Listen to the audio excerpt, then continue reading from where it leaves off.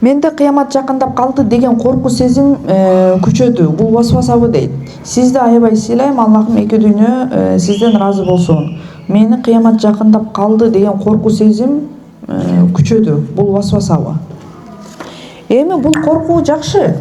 Бирок жанагындай бүгүн болуп калабы, азыр болуп калабы деп эле баардык ишти токтотуп, жалаң васвасада отура бербеш керек да, кыздар. Бул мындай да, пайгамбарыбыз алейхиссалам айтып атпайбы? Түбөлүктү жашагандай иш кыл депчи. Эртең өлүп кала тургандай амал кыл деп. Демек, эртең кыямат болот деп атсаң деле колуңдагы жана көчөтүңдү отургузуп кой дейт да. Бул деген нерсе үмүт менен жаша деген. Баары бир кыямат келет экен да деп эле биз үмүтү жок отура бербейбиз да, туурабы? Эгерде өтө коркуп аткан болсоңуз, өзүңүзгө өзүңүз дем салыңыз, бирок муну кыямат жакында эми корко бергениңизде эмне? Пайгамбарыбыз алейхиссаламдын келгендиги өзү кыяматтын келгендиги болгон да. Кыяматтын жакындаганын белгилеринин бири болгон. Себеби пайгамбарыбыз алейхиссалам акыркы пайгамбар болгон. Элестеткиле, мындан кийин пайгамбарчылык келбейт. Болду, кыяматка чейин акыркы пайгамбар, кийин пайгамбар келбейт деген нерсе өзү Куран түшүрүлүп бүттү, болду, дин толукталды деген нерсе өзү кыяматтын башталышы да. Болду, мындан кийин динге силерге кошумча эч нерсе айтпайбыз, дин толук болду деген нерсе. Пайгамбарыбыз алейхиссаламдан бери канча кылым өттү? Анан сиз антип коркуп отура берсеңиз эмне? Андан көрө ошол кыяматтан коркуп атасызбы? Ибадат аткарыңыз. Ибадаттарыңызга бекем болуңуз, кыяматка даяр болуңуз. Мисалы, силерге түшүнүктүү болуш үчүн ревизия же комиссия келет экен десе, комиссия келет экен бүгүн келип калышы мүмкүнбү деп коркуп отура бербейсиң да. Ар жак бер жагын тазалайсың, журналдарды толтурасың, эгерде окуу жай болсо, садик болсо, кухняларын карайсың, питанияларды карайсың, шешектерди алмаштырасың, туурабы? Себебин кыласың. Ошондой эле эртең кыямат болуп калышы мүмкүн деп коркуп отура бергенде эмне пайда? Андан көрө ибадаттарыңызды көбөйтүңүз, Куран окуганды үйрөнүңүз, илим талап кылыңыз, кыяматка эмне даярдык көрө бериңиз. 10 литр сууга окуп баарыбызга иче берсек болот экен да, устаза. Канча литрге болсо деле. Анан баарыңар иче берсеңер болот. Мен дем салган сууну мен эле ичем деген нерсе эмес. Бардык иче берсе болот, ооба. Эгерде адамда сыйкыр бар, кара дуба бар экени анык болсо, анда толук айыгуу жолу барбы? Ооба, сыйкырын чыгарыш керек, сыйкырын жандырыш керек. Аны да атайын гана кылган адамдар болот, дем салып, неметип, сыйкыр чыгарган адамдар болот. Сыйкыр бул өтө чоң күнөө. Билгендерге дагы, билбегендерге дагы, өзүңөргө дагы айтып жүргүлө.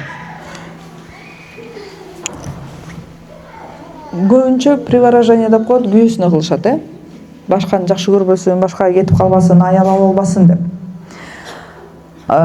Күйөө эмес, өзүңүз дагы, күйөөңүз дагы Кудай Тааланын мүлкү. Андай ээлик кылбаңыз. Эгерде өзүңүзгө күчүңүз жетпей жаткан болсо, мындай деп ойлонуңуз. Бул деле Аллах Тааланын пендеси, мен деле Аллах Тааланын пендесимин.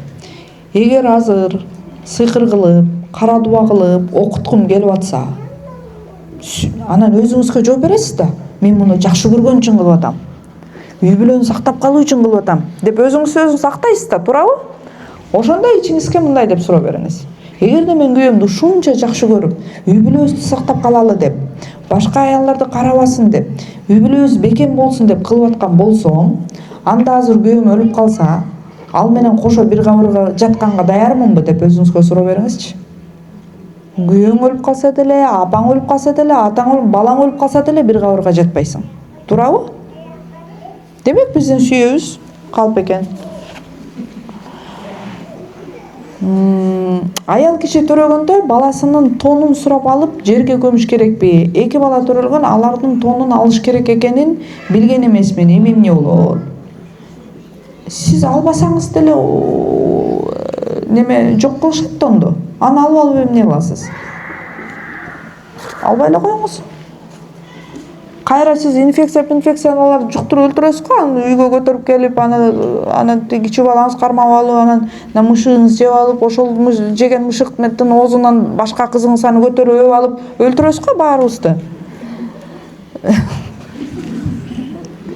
Ой күлүк деп коет го, менде уже мынтип иштеп кетти да башымчы. Аны сиз алып келдиңиз, мышыгыңыз же итиңиз жеди, андан баары тиякта башка балаңыз ойнотту. Ким билет, ал жеген кир нерсе да, начисат нерсе да. Ошон үчүн бекеринен эмес да жанагы бекеринен эмес да жанагы жада калса жана шприцтерди бир нерселерди жок кылынат го. Шафран менен Куран жазылган кагаз сатылууда туура элеби? Сатып алуу дагы туурабы? Эми өтө арзан баада болуш керек мындай нерселерчи. Өтө арзан баада болуш керек. Анан ушуну ичсең эле сонун болуп кетесиң деп туруп анан кымбаттаткан болбойт да. Эми ошону сатып аткан адам деле мисалы өзүн өзү актайт да, мен бул кагазыма, анан сыяма кетти, анан убактым кетти депчи. Демек өтө арзан баада болуш керек. Сууга YouTube'тан сүрө коюп дем салып ичсе болобу? Сууга YouTube'тан сүрө коюп дем салып ичсе болобу? Мисалы мен айтып жатпаймынбы Бакара сүрөсүн окугула деп, Эгерде сиз өзүңүз Бакара сүрөсүн окуганды билбесеңиз, кайсы бир приложениядан же YouTube'тан коюп деле ошону ачып коюп койгон болсоңуз, ошол деле жакшы. Себеби таасири баары бир болот. Биз үйгө Куранды коюп коюп атабыз го. Биз айтпайбыз го, кой окусаң өзүң окуйм депчи. Ошол деле жакшы таасир. Бакара сүрөсү окулган үйгө эмне шайтан жолобойт дейт. Ошону мисалы өзүң Бакара сүрөсүн билбесең, немени ачып коюп деле кылсаң, иншалла таасири болот. Искусственный интеллект менен алектенсе болобу? Пайдалуу видеолорду жасап дейт. Искусственный интеллект менен болобу? Же болбосо YouTube'га бир нерсе киргизип болобу? Ошол нерсени биз эки жааттан карашыбыз керек. Эгерде ошол нерсе адамдарга пайда тийгизген болсо, адамдарга пайдалуу болсо, анда бул нерсе менен алектенсеңиз болот. Эгерде адамдардын убактысын ала турган, пайдасыз, тарбиялык нерсеси жок болгон болсо, анда бул нерсе менен алектенбеңиз.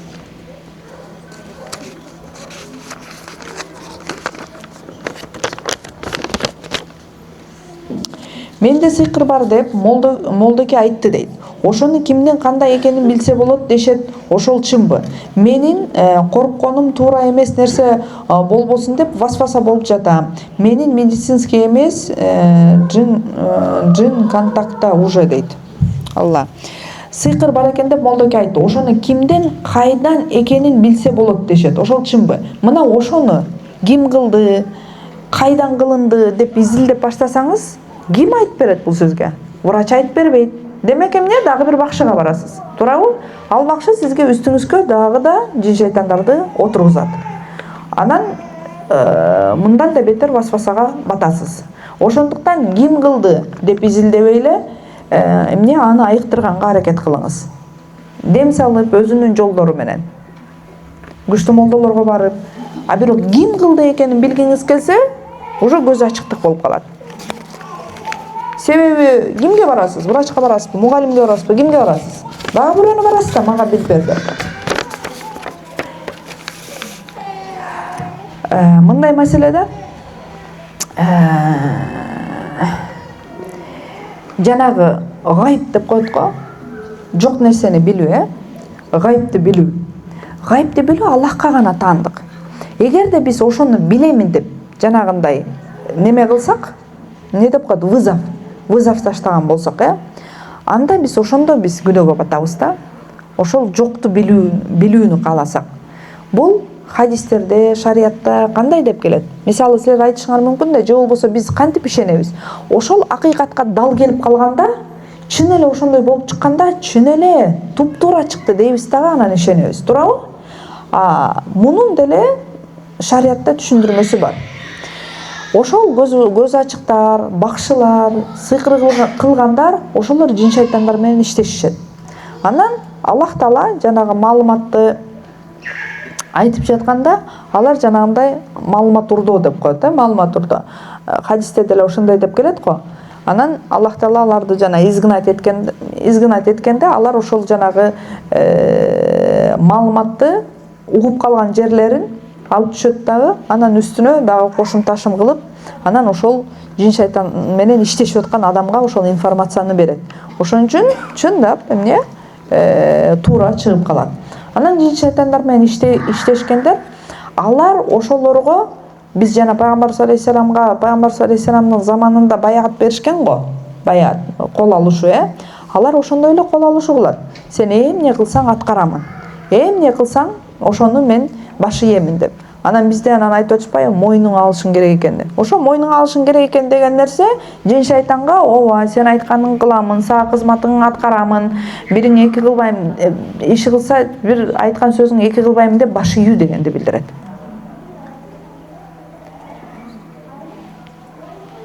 Мен өзүм жашоомдо колдонгон пайдасын көрдүм дейт. Куптандан кийин хажат намазын окуу, Ихлас сүрөсүн 100 жолу, салават 100 жолу, Аятул Курсини 1111 жолу. Аятул Курсини жатарда 1111 жолу окусаңыз сиз багымдап келип калат экен да, Ихлас менен дуа кылуу. Багымдат намазына чейин дейт. Өтө чын эле багымдатка чейин окуйт экен. Ойлодум мен аны качан уктайт деп. Өтө пайдалуу экен. Чоң молдолорго барсам, бирок жардам берген эмес. Себеби ичирилген сыйкыр эле дейт. Жасап көрүңүздөр, пайдасын билип калабыз деген ойдо айтып жатам. Мондай нерселер, мисалы айтып атпайбы? Хажат намазын окуу депчи, баягы муктаждык намазы, анан Ихлас сүрөсүн 100 жолу, салаватты 100 жолу, Аятул Курсини 111 жолу деп айтпадыбы? Ушундай нерселер тажрыйбадан деп коет да. Мисалы бирөө кылып көргөн, кайсы бир олия адам, Аллах Таалага жакын адам, таква адам кылып көргөн, тажрыйбадан өткөн да. Көптөгөн адамдар жанагыдай ыхластуу адамдар кылып тажрыйбадан өткөн. Тажрыйбадан өткөн нерселерди кылуунун эч кандай зыяны жок, кылса болот.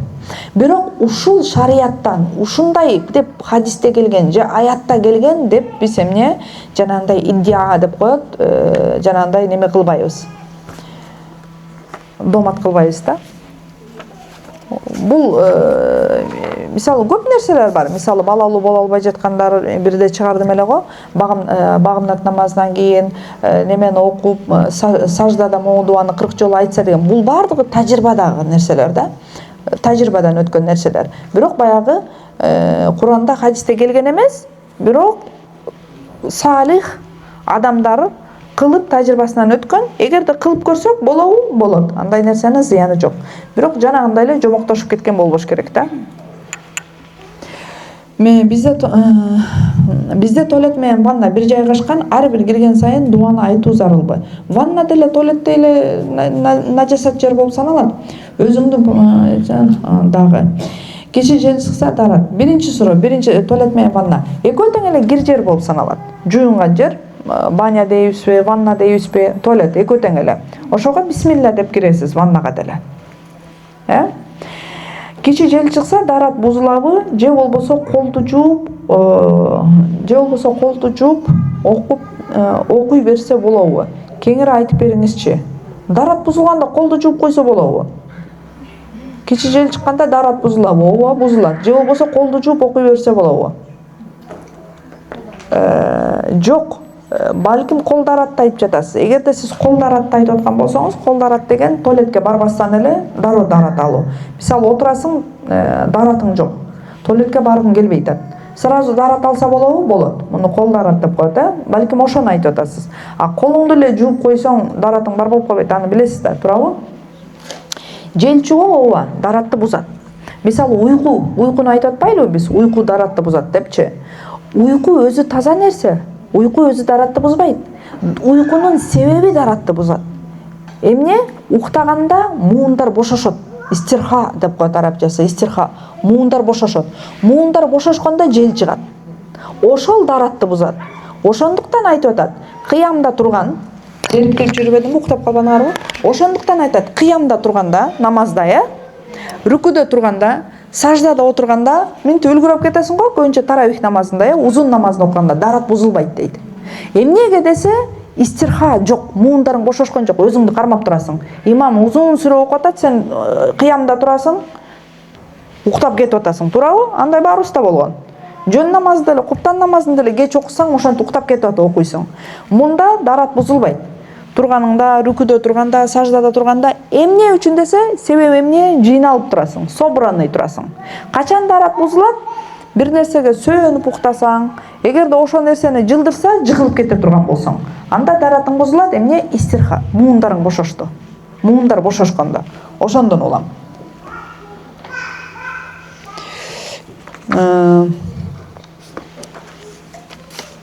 Окудук.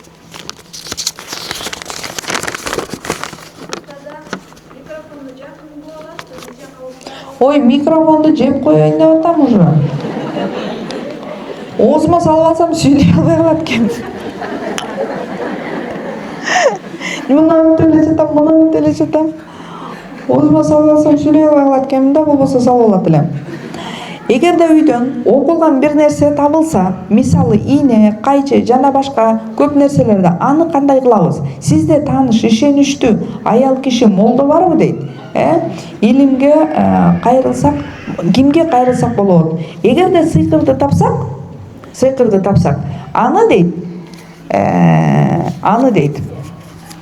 Бисмилла деп бөлүп, бисмилланы айтуу менен бөлүп деп ушинтип мен уккам, бирок биз эми көпчүлүк учурда коркобуз. Мисалы мен деле неме десем бисмилла деп андай кылбайм да мисалы. Бирок мен ушундай деп устаздан уккам. Бөлүп, анан ушуну дейт, бөлөк жерлерге ыргытсын дейт. Мисалы бирөөсүн бияка, бирөөсүн башка бөлөк дейт. Себеби эмне? Таасирин бербеш үчүн. Ошондой кылсын дейт. Эгерде тапкан болсоңуз, бисмилланы айтып, эмне бөлөк жерлерге ыргытыңыз. Муну уганбыз. Муну окудук. Муну дагы окудук. 2 жылдан бери жоолук салынам, бирок апам жоолукка каршы. Жоолугу жок деле намаз окуса болот дей берет. Ошол сөзү үчүн апам күнөөкөр болуп калбайбы? Конечно, күнөөкөр болуп калат. Ушу эмне деген апалар экен, кызы жакшы жолдо жүрсө жок чеч деген. Аллах Таала ыйман берсин, ынсап берсин. Аллах Тааланын буйругу келгенде биз пенденин буйругуна баш ийбейбиз. Кээде бирөө айтат да, күйөөм мени жасан деп атпайбы, жасанам дейт да. Шарият сени жасанба деп атат. Аллах Тааланын сөзү менен пенденин сөзү келгенде биз Аллах Тааланын сөзүн алабыз. Ошон үчүн апаңызга адеп менен айтасыз, жок апа, бул Аллах Тааланын буйругу, мен Аллах Тааланын буйругуна каршы чыга албаймын. Сиз урматыңызды өз жайыңызга коёмун. Бирок Аллах Тааланын буйругуна мен каршы чыга албаймын. 2 жыл болуптур кийгениңиз, дагы бир 2 жыл кийсеңиз көнүп калат. Уже көнүп калыптыр. 2 жылдан бери көнүп деле калса керек. Просто өзүңүзгө кичине интересно. Астагфирулла. Андай эмес, бирок анан ата-энеге дават айтпа деген дагы бир ненормальный түшүнүк бар. Ата-энеге дават айтпа дегенде максат ата-энеңе кыйын болбо. Ушуну мен билгенде сен дагы билбейсиңби деп кыйын болбо. Бирок адеп менен бир нерсе айтсак болбойбу? Болот. Мисалы менден апам көп нерсени сурайт. Ай, чын эле ушундайбы? Кече лакыл неме кат жазып ийиптир. Бол, тез, мага Вакыя сүрөсүн жөнөтүүчү, байлык алып кеткен. Бол, азыр жөнөтүүчү. Өлө күлкүм келди да. Анан мисалы дават айтпайсыңбы? Анан айтасың да, голосовой жөнөтөсүң да, мама, булар жөн эле себеби, анан бир нерсени кылганда Аллах Тааланын ыраазычылыгы үчүн, Кудай Таалам рызкымды кенен кыл деген ниетте кылыш керек. Анан ушинтсем эле мен бай болуп кетет экенмин, ушинтсем эле карыздарым, ушинтсем эле сон болуп кетет экенмин деген ниетте окубаш керек деп айтпайсыңбы? Айтсаң болот. Бирок адеп менен да. Ой, мага ушуну билбейсиңби дебейчи, мисалы. Ошон үчүн ошол туура эмес түшүнүк бар да, ата-энеге дават айтпайт деген. Ата-энеге кыйын болбойт. Ата-энеге акыл үйрөтпөйт. Бирок дават өз адеби менен айтат. Мисалы сиз окуйсуз, мечитке сабакка келдиңиз, балким сиз бир нерсени билесиз, апаңыз бул нерсени билбейт. Туурабы? Бүгүн мечиттен сабактан ушундай нерсе окуп келдим, же болбосо бүгүн устазым ушундай нерсе айтып берди деп айтсаңыз, ошол деле дават да. Мен бир баланы жакшы көрөм дейт. Мына ушул жактан чыгып эле тойго жөнөйт окшойбуз, Ал дайыма 5 мал намаз окуйт. Апам айтат, ал сени албайт деп. Сен шаардыксың, сенден коркот. Мен ага турмушка чыккым келет. Для меня дейт. Алла. Green flag дейби, алла. Ал эмне green flag деген?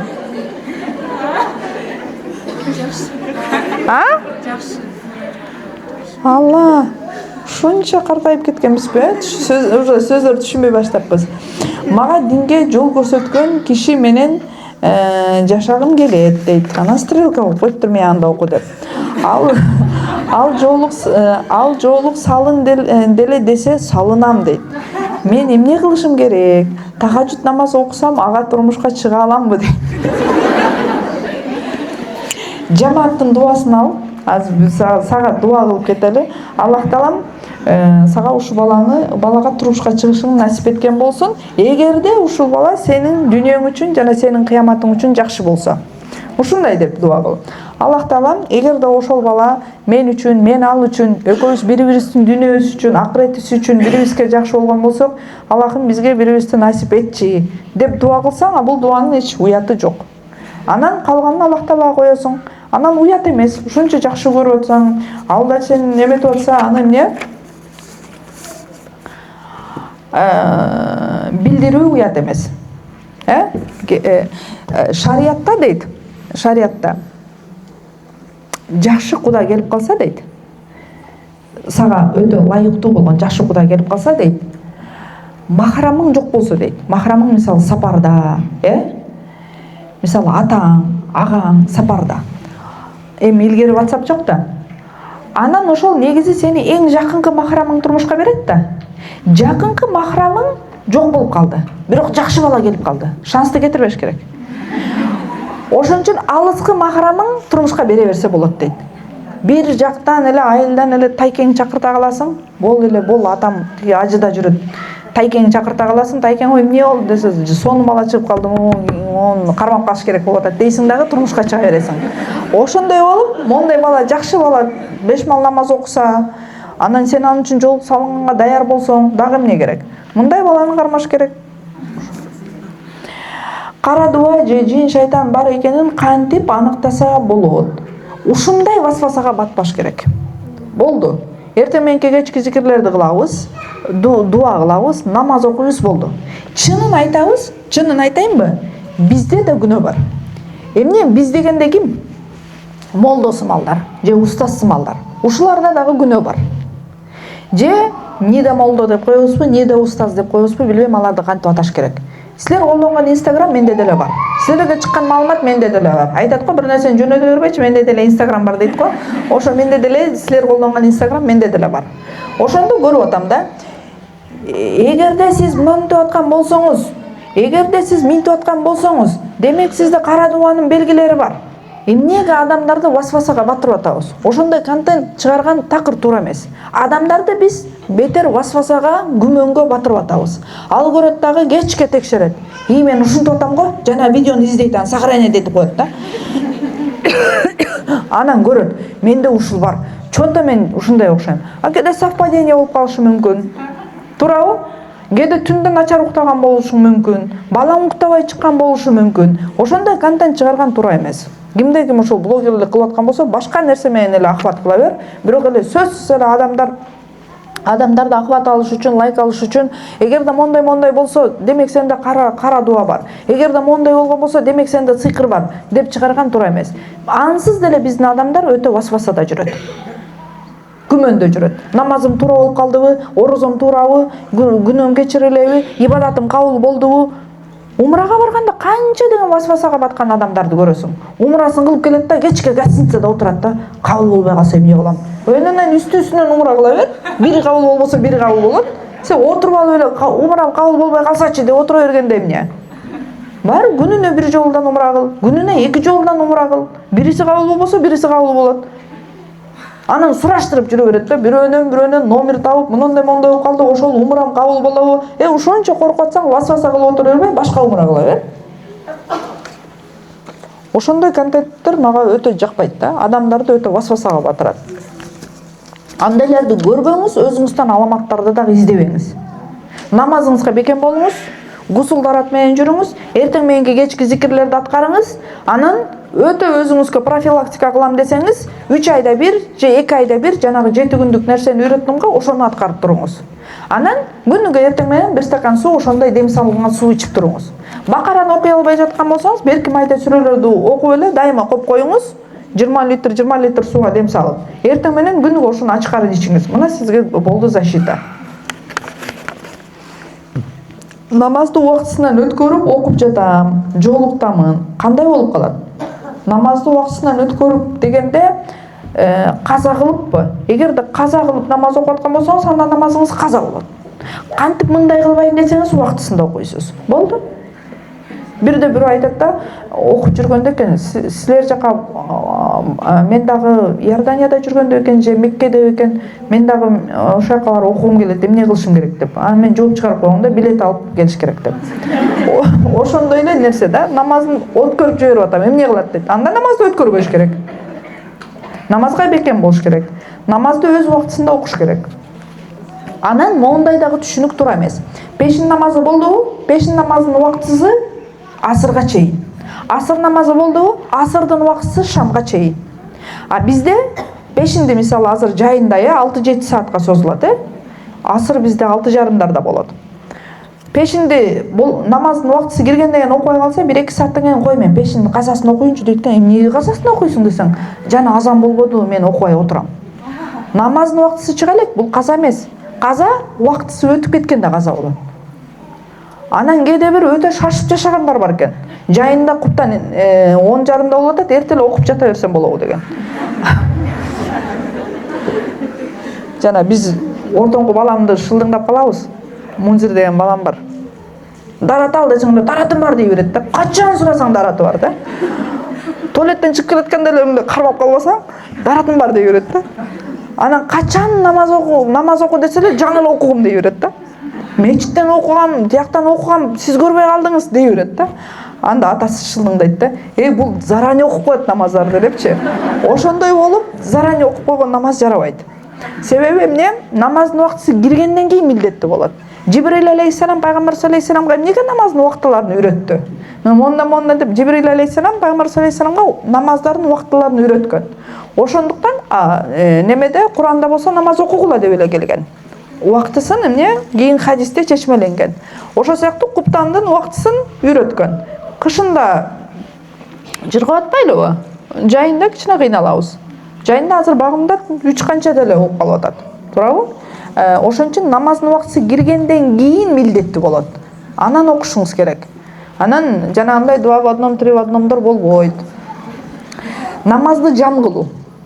Ошо туурасында да айта кетейин. Жам кылуу деген бириктирүү. Башка мазхабтарда же болбосо мазхаб карманбагандарда аларда намаздарды бириктирип окушат.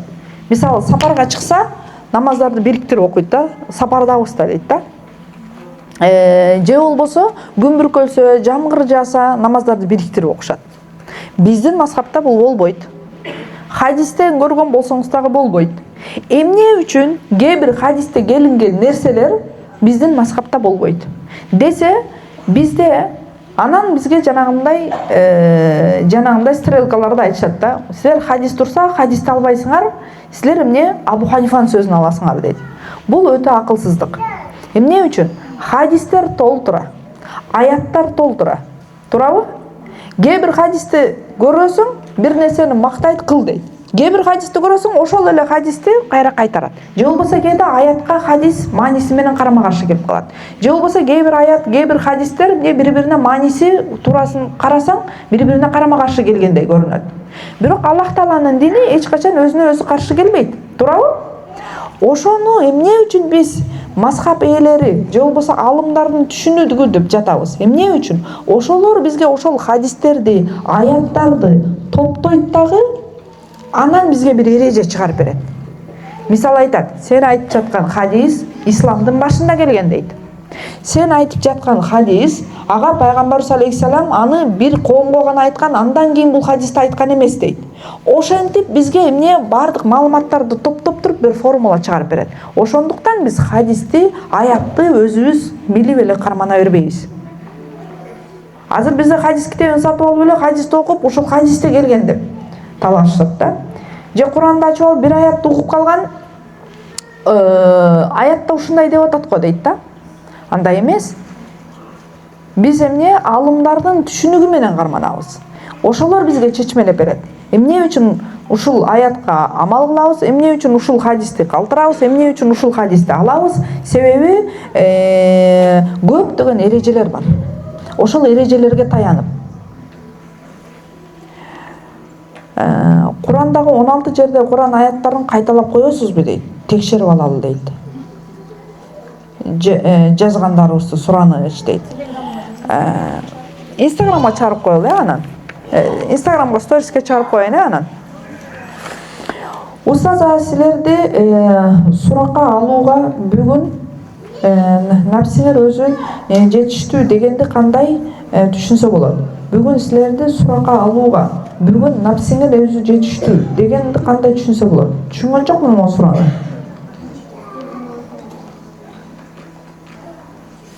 Чын түшүнгөн жокмун. Бизде канчага чейин убакыт бар? 41 болуп кетиптир. 12-де токтотолу урматтуу жамаат. Устаза мусулман аял деген кандай болот деп изилденип жүрөм. Мусулман аял күйөөсүнүн алдында жоопкерчилиги ооба жакшы болуш керек. Эркек көзүн тыя албай, кыскаларды окуйунча. Ассаламу алейкум. Green Leaf компаниясында иштесе болобу? Продукциясы тазабы? Продукциясы таза болушу мүмкүн, системасы кир болушу мүмкүн. Системасын билесиңер да. Эгерде адам каттап, анан ошол адамга сен ошондон пайда алып аткан болсоң, пайыз алып аткан болсоң, сен эч кандай ага тиешең жок болот дагы, система өзү арам болуп калат. Ошол аркылуу тапкан акчаң арам болуп калат. А бирок продукциясын аласың. Фаберликти деле бизде канча сурашат. Фаберлик адалбы, фаберликти иштетсек болобу деп. Мен мисалы идиш жуугуч, казан жуугуч бир нерселерин биз деле иштетебиз. Бирок аны барып адам каттатып жана системасына иштебейбиз. Продукция өзү адал. Бирок немеси системасы арам. Азыркы учурда шафран менен дубалар жазылган кагаздарды сатып жатат, сууга эзип ичсе болот деп.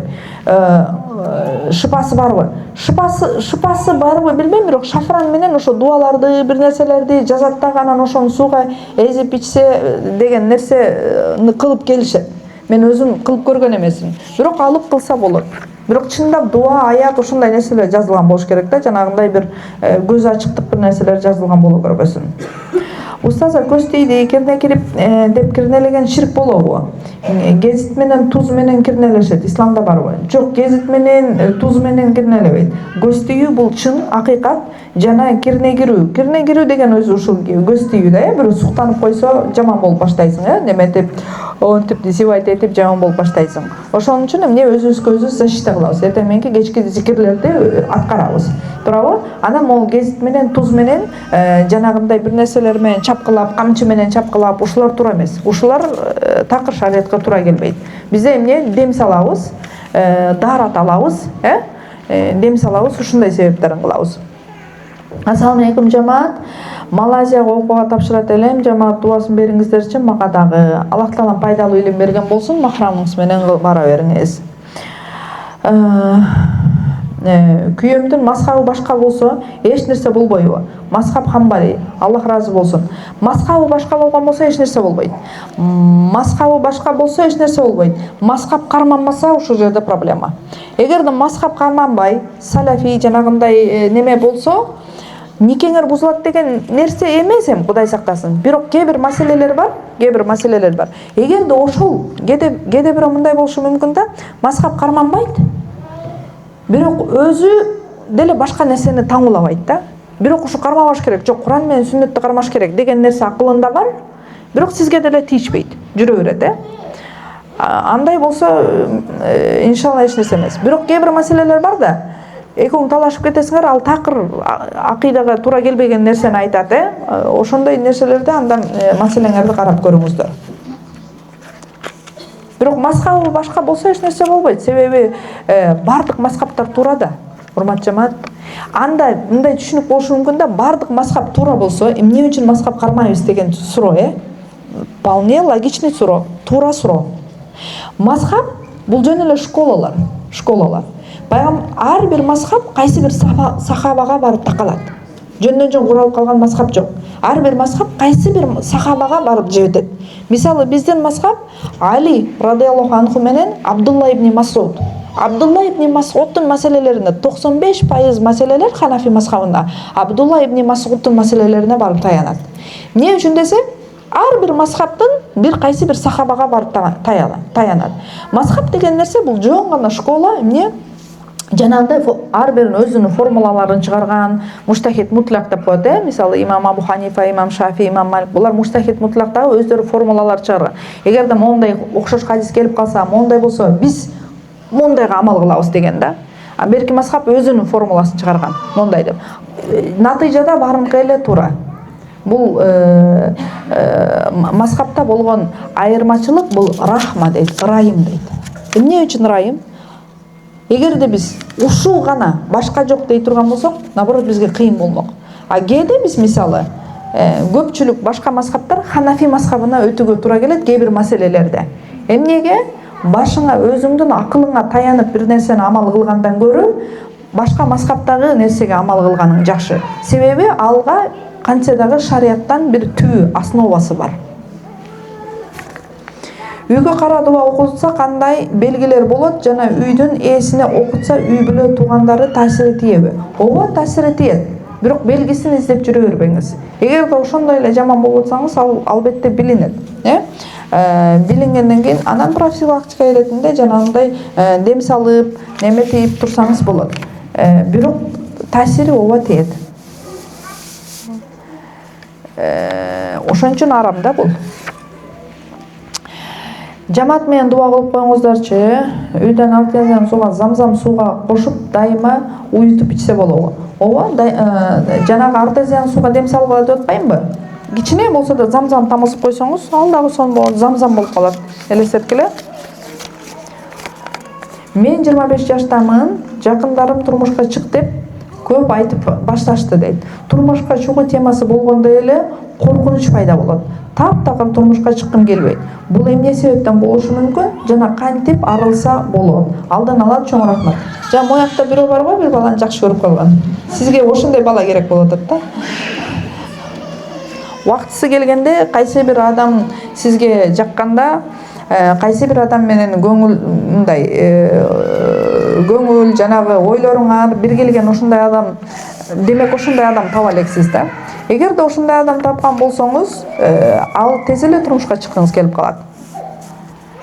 Просто сиз, мен ойлойм, өзүңүздүн бир меркаларыңыз бар да, мондай болуш керек дегенчи. 25 жаш деген бул уже мындай акыл эси топтолуп, мындай не дура деп коет го. Ушундай мезгилдесиз да. Ошондуктан сиз уже эмне мындай караштырып калдыңыз да. Эгерде өзүңүздүн теңиңизди тапкан болсоңуз, албетте турмушка чыккыңыз келип эле калат. Просто сиз өзүңүздүн теңиңизди таба элексиз. Анан коркунуч деп жатпайсызбы? Эмнеге коркунуч? Балким ошол коркунучту сиз дарылашыңыз керек да. Эмнеден коркунуч? Мисалы оорудан коркушуңуз мүмкүн, кызматтан коркушуңуз мүмкүн, баш ийүүдөн коркушуңуз мүмкүн, свободам байланып калат деп коркушуңуз мүмкүн. Ошо проблеманы чечишиңиз керек да. Мисалы коркушуңуз мүмкүн, иштейсиз, акча табасыз, эгерде турмушка чыксам, мен иштебей калам, акча таппай калам деген коркунуч мүмкүн, болушу мүмкүн да. Анда сиз өзүңүзгө өмүрлүк жолдош тандайсыз, ушундай силердин взглядтарыңар бир болуш керек. Сиздин иштегениңизге каршы болбош керек. Сиз акча тапканыңызга каршы болбош керек. Мисалы сиз илим аласыз, мен окутпай коет деп коркосуз. Анда өмүрлүк жолдош тандаганда илим алууңузга каршы болбогон бирөөнү тандашыңыз керек. Ошентип бул коркунучтан арылсаңыз болот. Ибн Араби жөнүндө эмне билесиз жана ал Илим Поздун китептери психологияга кандай карайсыз? Ибн Арабидин өтө сопу адам болгон бул, сопу адам болгон. Анын китептерин окуса боло кандай жөнүндө эмне билесиз? Мен ошол сопулук боюнча, неме боюнча экендигин гана мындай жалпы гана маалыматым бар. Илим Поздун китептери окуса, ооба болот. Суфиликке, психологияга кандай карайсыз? Экөөнү тең жакшы карайм. Суфилик бул сопулук, бул таския илими. Суфилик бул бар илим. Баланча суфисткен деп сүйлөшөт бизде. Суфист боло албай атабыз биз. Только гулу болгон сопу болбош керек да. Гулу деген кандай? Жанагындай бийлеп айланып тегеренип кеткен да. Ошондой болбош керек. А бирок сопулук деген бул таския илими, тасаввуф илими, арабчасы тасаввуф. Бул рухту тарбиялоо. Бул рухту тарбиялоо, адеп ахлакты тарбиялоо. Бизде дайыма эле айтып келем го, 3 илим бар деп, акыйда илими, бул ишенимин оңдош керек. Анан фиг илими, күнүгө болобу, болбойбу, жарабайбы, даратын, ороза маселелери, умра маселелери, ажылык маселелери, зекет, мурас бөлүштүрүү, талак маселелери, бул бардыгы фиг, амал. Анан кийин бизде таския илими бар. Тасаввуф бул ушул адеп ахлак жана эмне?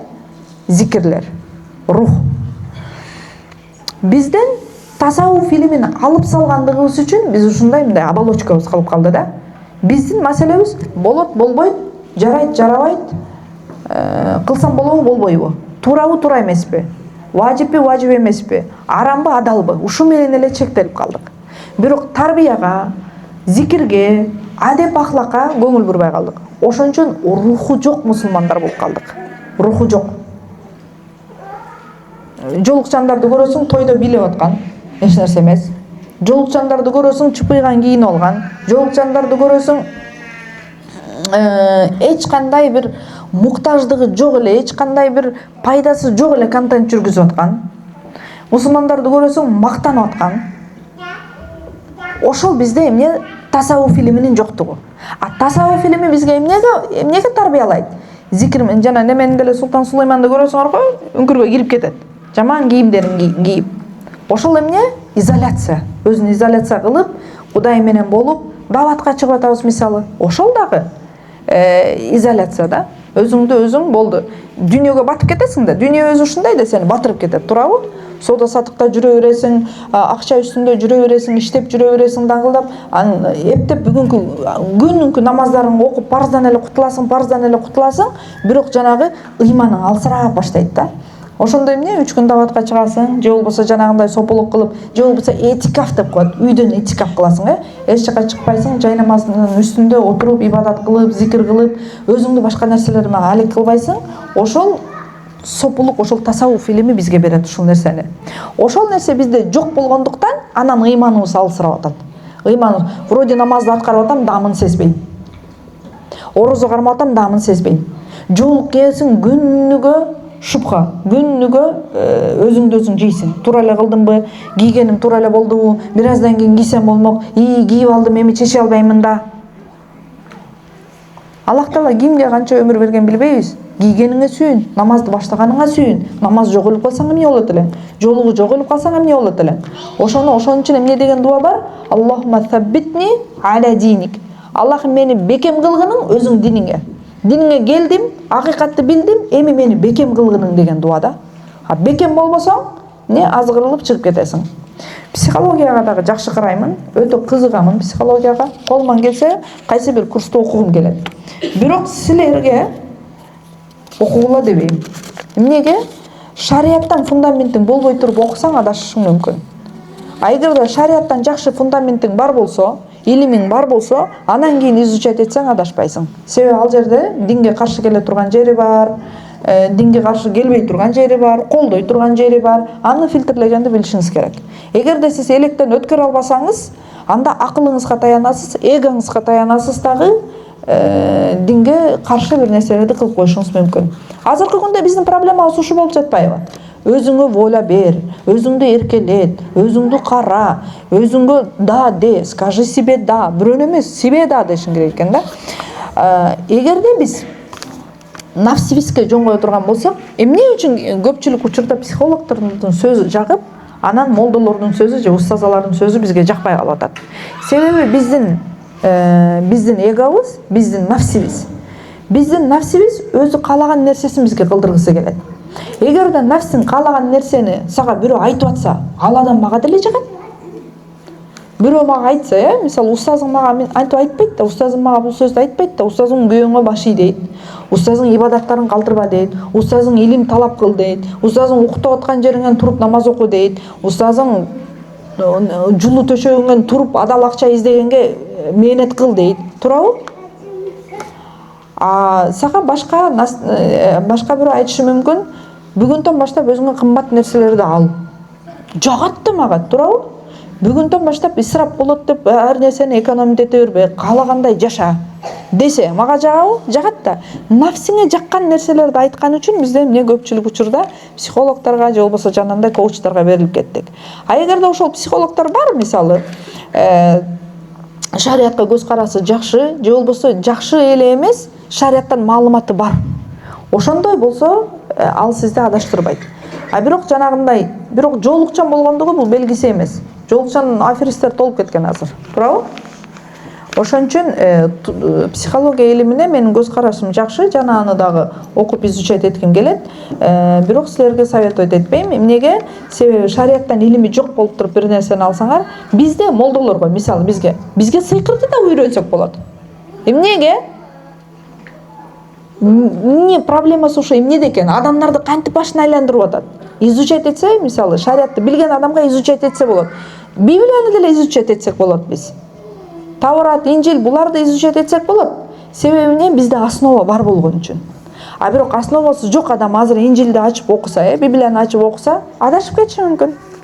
Мыякта мындай деп атат го, бул деле Кудайдын китеби да деп чыгат да эртеңчи. Себеби өзүнүн фундаменти жок. Ошон үчүн фундаменти жок адамдарга мен коркомун. Ассалаумалейкум Мустаза, 33 жаштамын, турмушка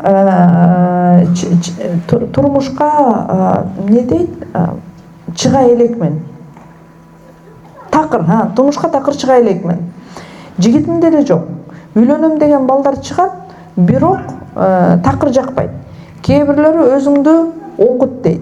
Мен кандай кара дубага ишенбейм, рахмат дейт. Өзүңүздү окутуп көрүңүз, балким. Бирок өзүңүз, мен сизге васваса салбайм. Чында эле кара дубадан улам болуп атабы, же болбосо өзүңүзгө жакпай жатабы? 33 жаш деген нерсе бул уже сиз адамдарды башкача карап калгансыз да, туурабы? Сиздин баалуулуктарыңыз башка, сиздин талаптарыңыз башка. 18-19 жаштагыдай эле тийип кетпейсиз. Анан дагы бардык эле нерсени кара дубага байлай бербеңиздер. Бардык эле нерсени. Өзүңүз каалабай жатып деле кара дуба. Өзүңүз күчүңүз жетпей жатып деле кара дуба. Өзүңүз нафсиңизге туура келбей атат. Мисалы сиз кандайдыр бир байлыгы менен, бийлиги менен, же болбосо бир белгилүү бир махырды, бир нерселерди өзүңүзгө баала коюп алгансыз дагы, анан ошонуңуз туура келбей жатат дагы, анан балким менде кара дуба деп атасыз. Балким сиз өзүңүздүн талаптарыңызга туура келбей жатат ошол адам. Анан бирок профилактика иретинде дуа окутуп койсом болобу десеңиз, окута бериңиз, эч нерсе болбойт. Зыяны жок. Бирок кара дубага байлап эле себебин кылбай койгон туура эмес. Анан запросторуңузду азайтыңыз. Бизде запростор өтө чоң. Кайсы бир жолу бир окуучум айтат. Бир бала келди дейт, эжеси менен окшойт да. Мен неме деп айттым дейт. Мага махырга Бишкектен 2 комнат квартира алып бересиң, анан машина алып бересиң деп айттым дейт. Да, карадым да. Эми чын айтайын, красавица деле эмес да, обычный эле кыргыз кыз. Дагестанкалардай бир мындай деле эмес да, эң обычный среднестатистический орточо эле биздей эле кыз. Анан дедим, аны эмне деди десем, анан эжеси айтты дейт. Сен ушундай махырга татыктуумун деп ойлойсуңбу өзүңдү дейт. Жап кылыптыр дедим. Сонун айтыптыр дедим. Ушунча да талап кыласыңбы? Азыр биз 4 балалуу болуп, мен 41-де, күйөөм 46-да. Эми ушул нерселерге жетип атабыз да. Машина, үй деген нерселерге. Балким сиз 20 жашыңызда жетесиз. Балким сиз 30 жашыңызда жетесиз. Туура, биз эми тышта көп жүрдүк да, окуп жүрдүк. Балким. А бирок сиз 19 жашта, 18 жашта сизге үйлөнүп аткан бала көп болсо 22-де болот. 22 жаш баладан сен ошол нерсени талап кылып атасың, элестетсең. Арасында бизде бар андай балдар. Бирок андай балдар нарасыфат деп коет го, сага калдыбы, калган жокпу, андайлар уже занят. Анан кийин баягы жок нерсени мечтать этип отура берсең, анан картайып кетесиң. Андан көрө запросторуң азайт дагы, жакшы бала келип калдыбы, тийип ал. Анан ошонун баарын кылдырып аласың. Ошон үчүн айтат, махырдын аздыгында береке деп. Аздыгында береке деген нерсе ошол кымбат нерсени сурап күйөөгө тийбей отура бербе да. Себеби кымбат нерсени шарият тыйбайт. Кымбат нерсени сурасаң шарият тыйбайт. Көбүнө чек жок. Оозуңа батканын сурай бер. Бирок сен ал эгерде ошондой талап кылып отура берсек, кыздарыбыз 27, 35, 40-ка чыгат, балдарыбыз дагы ошол жашка чыгат. Анан кийин эмне? Коомдо зина, прелюбодеяние көбөйөт. Себеби адамдын табияты да бир жагынан чыгыш керек да. Адал жол менен чыгара албай жатса, арам жол менен чыгат. Ошондуктан айтат, махыр кымбаттаганда үйлөнүүлөр, ошондойлор азаят дагы. Анан эмне болот? Адам табияты экен, талап экен, адал жол менен боло турган нерсе арам жол менен чыгып баштайт. Анан бизде эмне? Фасад, бузукулук көбөйөт. бекеринен эмес, бойго жеткен кызды турмушка бергенге шаш дегени ошол жанагындай бир талаптары болуп, жанагындай бир шахваттары күчөп нерсе болуп кете элегинде турмушка бер дегени да. Мен ойлойм, кантип эле ушундай болот десең, действительно бир жазат, ушундай каттар келет да. Күйөөм Россияда, мисалы талаптарым бар, өзүм минтип атам, антип атам, шариатка кандай келип калат деген. Себеп талап да. Не болду? Жанадан бери колуңузду көтөрүп атасыз. Ассалаумалейкум устаза.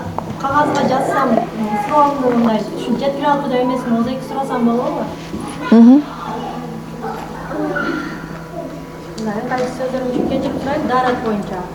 Жанагы даратсыз кармана албаган үчүн баягы бумага салфетка менен куртаса болот деп айтып атпайбы?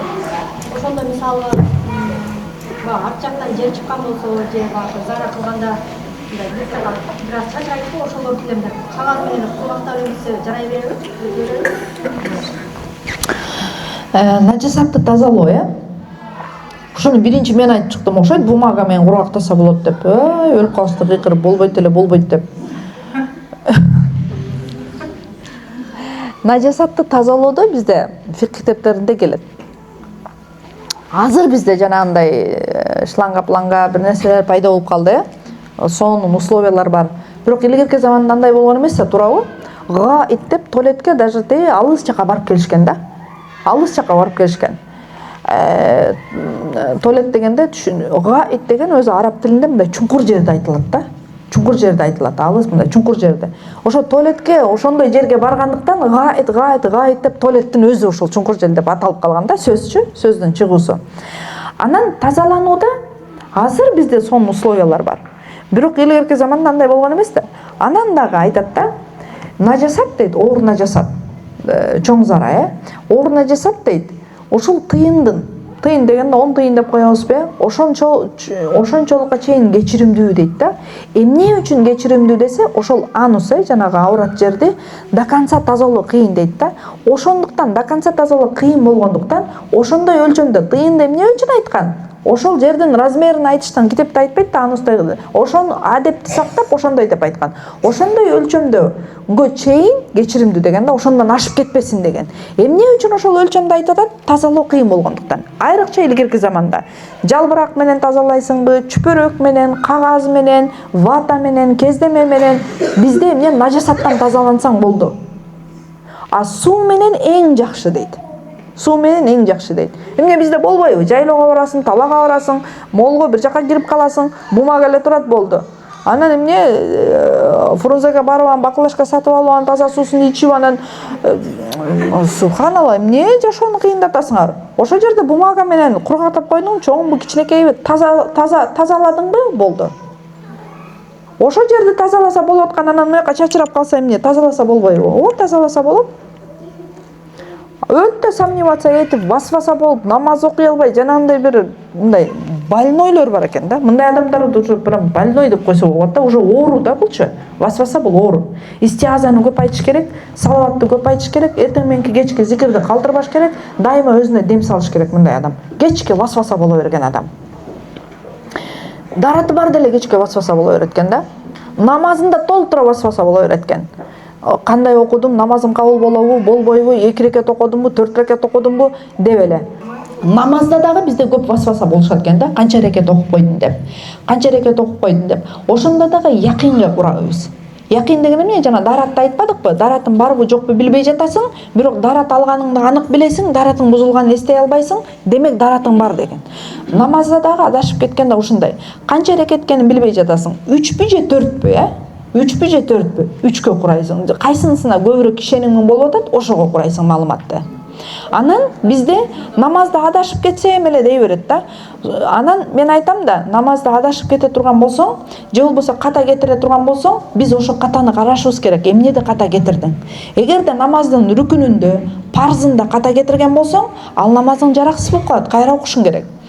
Намаздын өзүнүн ичинде важиптери бар. Кайсы бир нерселер намаздын важиптерине кирет, кайсы бир рүкүнгө кирет, кайсы бир сүннөттөргө кирет. Эгерде важипте ката кетирген болсоң, анда суджуду сахву.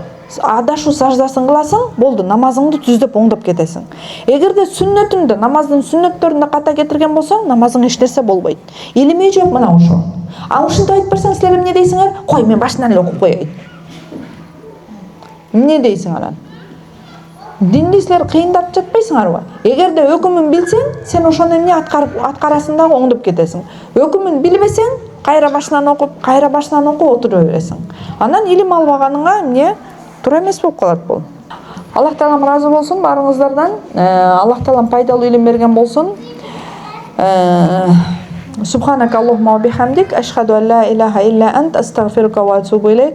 Аллах таалам элибизге, жерибизге аманчылык берген болсун, бейбитчилик берген болсун, тынчтык берген болсун.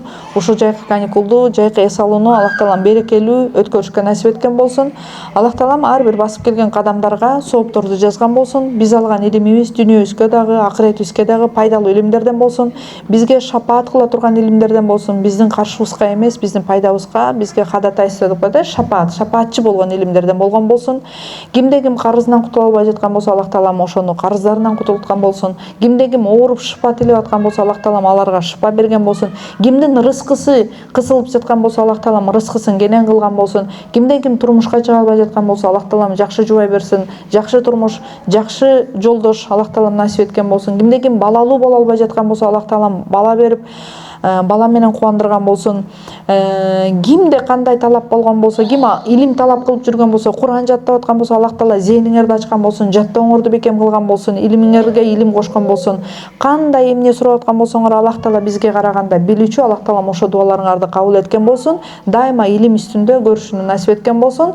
Жакшы туруңуздар. Субханака Аллахумма ва бихамдик, ашхаду ан ла илаха илля ант, ربنا آتنا نايتاوسا ربنا آتنا في الدنيا حسنة وفي الآخرة حسنة وقنا عذاب النار برحمتك يا أرحم الراحمين. عبيدك من شتات في شتات